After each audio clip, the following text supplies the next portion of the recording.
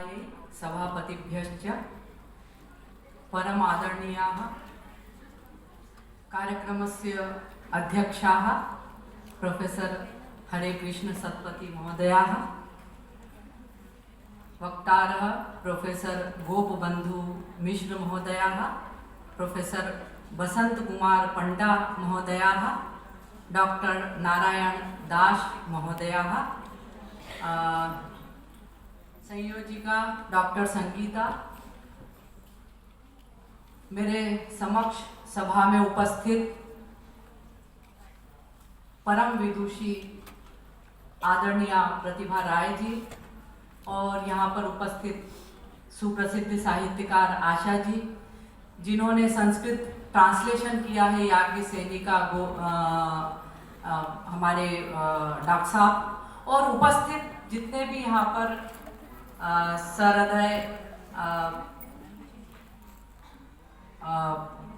सहृदय जन छात्र और छात्राएं।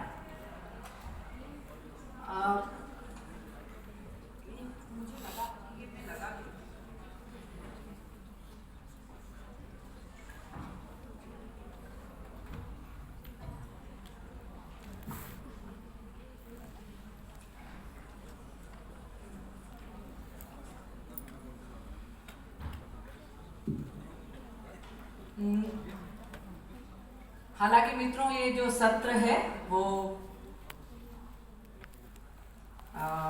अनुसार भारत में प्रतिदिन रामायण और महाभारत के लगभग 50,000 प्रदर्शन या पाठ हुआ करते हैं, और ये सारे प्रदर्शन या पाठ एक दूसरे की तरह नहीं होते। उदाहरण के लिए जो तमिलनाडु का द्रौपदी केंद्रित कलाई द्रौपदाई है और जो छत्तीसगढ़ की पांडवानी है, इन दोनों का मंचन बिल्कुल अलग तरीके से होता है। कलाई द्रौपदाई में वो 20 फीट ऊंची एक प्रतिमा बनाते हैं मिट्टी की, और उसके जो जंघा है उसमें लाल पानी भर देते हैं, और दो चरित्र होते हैं, वो आपस में दौड़ते हैं। यानी जब भीम दुर्योधन के पीछे दौड़ता है तो एक समय ऐसा आता है जब वो मिट्टी की प्रतिमा पे वार करता है और उसमें से फिर वो जंघा टूटती और खून निकल आता है। पंडवानी को तो आप में से अधिकतर जानते ही हैं। आदरणीय जो हमारी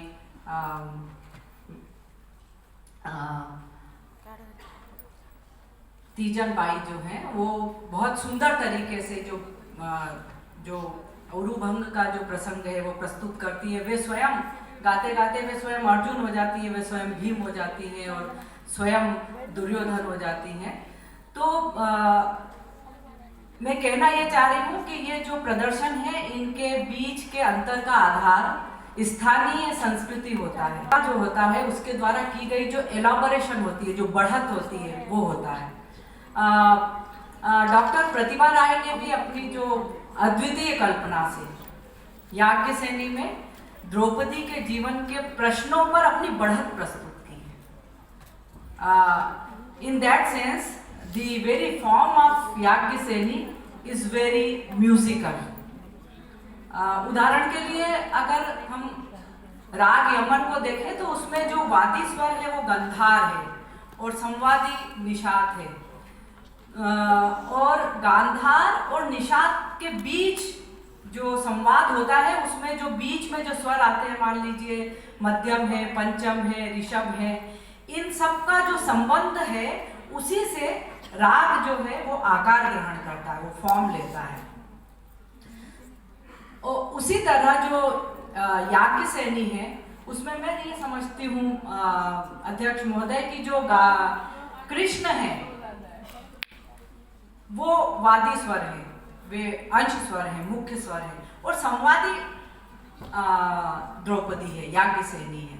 और उन बीच के जो सारे पात्र हैं, मान लीजिए कर्ण है, अर्जुन है, ये सब जो हैं ये अन्य स्वर की तरह विद्यमान है, और इनका आपस में, मान लीजिए मैंने यमन की बात की कि उसका अंश स्वर या वादी स्वर गंधार है, दरबारी का वादी स्वर भी गंधार है, लेकिन उसमें चूंकि ये अलग अलग मूर्छनाओं से प्राप्त हुए गंधार हैं, इसलिए दरबारी का गांधार और जो यमन का गांधार है वो दोनों अलग हैं। हम पाते हैं कि जो महाभारत की जो द्रौपदी है और यहाँ जो इस उपन्यास में याज्ञसेनी की जो द्रौपदी है, ये दोनों अलग हैं। और जो याज्ञसेनी की द्रौपदी है वो एक तरह से जो प्रश्न उठाए गए हैं, द्रौपदी के चरित्र को लेकर जो प्रश्न उठाए गए हैं, उनका साहस पूर्वक जवाब देती हुई वो द्रौपदी यहाँ प्रकट होती है। आप पाएंगे कि सबसे पहला जो प्रश्न है वो तो यही उठाया जाता है कि एक स्त्री के कारण महाभारत का युद्ध हुआ, पर यह सच नहीं है। जैसा कि उपन्यास के आरंभ में यह होता है कि द्रुपद ने अपमान किया द्रौपदी का, द्रोण का, द्रोण ने अपमान किया द्रुपद का, और द्रुपद के अपमान का बदला लेने के लिए उपयाज ऋषि ने जो यज्ञ किया उससे निकले धृष्टद्युम्न और द्रौपदी यानी याज्ञसेनी। यहाँ पर मैं प्रोफेसर भागीरथी नंदा ने जो अद्भुत अनुवाद किया है उसको पढ़ना चाहती हूँ।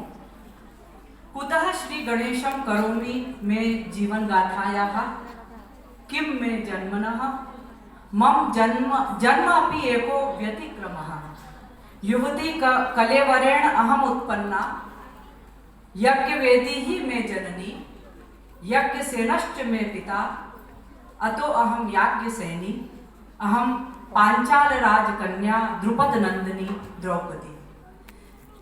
तो आप पाएंगे कि ये जो द्रौपदी है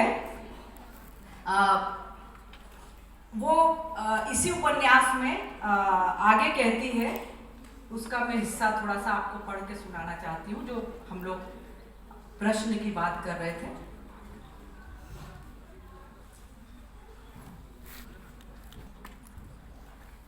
मेरा जन्म पिता के औरस से नहीं हुआ, प्रतिज्ञा पूरी करने के लिए रचे गए यज्ञ की वेदी से।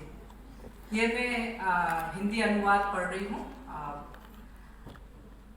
जन्म से पहले ही पिता के अपमान का प्रतिशोध लेने को बाध्य इस पृथ्वी पर धर्म रक्षा और दुष्ट नाशन का मैं अस्त्र होने जा रही हूँ, इसीलिए पृथ्वी पर आई हूँ।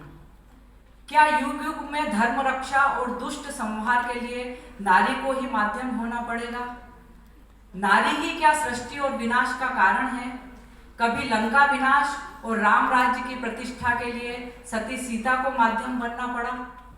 इसके लिए अपने जीवन का सारा सुख छोड़कर उन्हें वनवासिनी बनना पड़ा।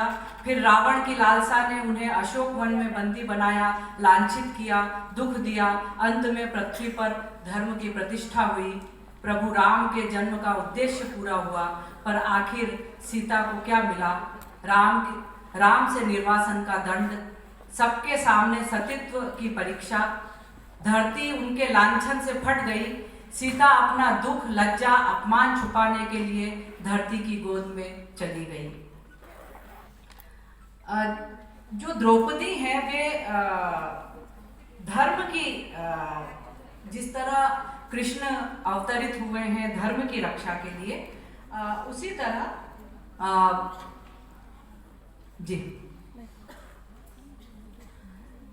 उसी तरह कृष्णा भी आती है, वो भी धर्म की रक्षा करती है। और अगर मैं फिर से, चूंकि समय मेरे पास बहुत कुछ कहने को है लेकिन समय सीमित है, अगर मैं फिर से लौटूं, जो मैंने संगीत का रूपक गढ़ा था कि जो कृष्णवादी है और द्रौपदी संवादी है, तो उसमें एक स्वर है यमन में निषाद। वो निषाद जो है वो काकली निषाद का नहीं है, वो सामान्य निषाद है। लेकिन मुझे ये लगता है कि ये जो पूरा जो कार्यक्रम है, जो सेंट्रल संस्कृत यूनिवर्सिटी, केंद्रीय संस्कृत विश्वविद्यालय और संगीत नाटक अकादमी ने ये जो रचा है, और जो हमारी